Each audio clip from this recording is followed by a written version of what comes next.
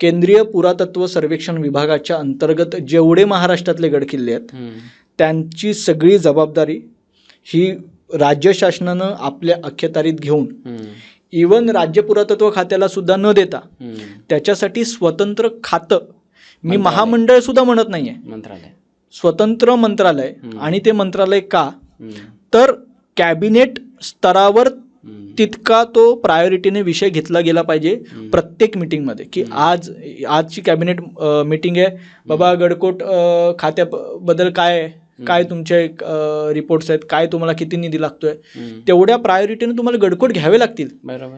कारण ज्या छत्रपती शिवाजी महाराजांमुळे अखंड हिंदुस्थान राहिला ना, आपण तर फक्त महाराष्ट्र राज्याबद्दल बोलतोय, केंद्रातला नंतर बघू, सध्या राज्याच्या दृष्टिकोनातून त्याची प्रायोरिटीच कॅबिनेट दर्जाची.